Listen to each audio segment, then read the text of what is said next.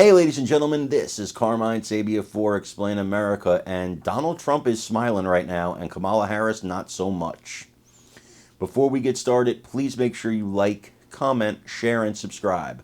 Those little things really help us out, and they help our channel continue to grow. And if you're not following us on YouTube, the address is in the lower right-hand corner, youtube.com/@explainamerica. Come over and subscribe for free. It really, really helps us out. Kamala Harris has been riding the momentum. I was going to make a joke there, but I'm going to show you that I'm better than that, and I'm not going to do it. I'm thinking the joke, and you can think it too, but we're not going to say it.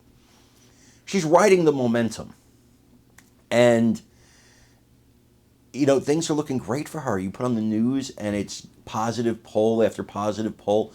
You got Time magazine showing her like almost sainted, you know, their cover of their magazine that she didn't give an interview to, and all these puff pieces on her. This is her moment. She's gonna do it. First woman president, blah, blah, blah, blah, blah, blah, blah, blah, blah. And now for the cold water. CNN data analyst Harry Enton came on, and he talked about a recent New York Times Siena poll that has her up 5 points in the swing states. Now, for people that don't understand or know polling, this is very frightening. 5 points in the swing states. That's crazy. She's going to win this thing. They massively oversampled Democrats. And so if you say, Carmine, do a poll, I might be like, okay, well, I'm going to do 75% Republicans, 25% Democrats, because that's how I want it to come out. And then I'll go, look, Trump's winning. That's how it works. That's how a poll works. A poll says whatever the pollster wants it to say. That being said, because of that, Harry Enton of CNN actually explained quite well here why Kamala Harris is still in deep, deep trouble in the swing states and why this is still former President Donald Trump's race. So I want you to listen to what this expert has to say, and he definitely padded it for the Democrats here too, but he gave them a reality check. So I want you to listen to him and then let me know what you think in the comments. At the polls. Yeah, right, exactly. I mean, the thing that we put out those poll numbers yesterday, you know, New York Times, Siena College, we covered them. I showed you the Ipsos polling, all of which that showed Kamala Harris with clear momentum, enthusiasm potentially on her side. But I just want to take a step back and sort of point out we've kind of been here before. So August 13th, how far were the polls off in Michigan, Pennsylvania, in Wisconsin? And this is in 2016 and 2020. Trump was estimated both times around and by significant margins. Take a look here. In 2016, the average poll in those states that I mentioned, those Great Lake battleground states, Trump was underestimated by 9 points on average at this point in 2016. How about 2020? It wasn't a one-off. Look at this. He was underestimated by 5 points on average. And of course, Kamala Harris's advantage in those New York Times Siena College polls were 4 points in each of these key battleground states, Michigan, Pennsylvania, Wisconsin. The bottom line is this.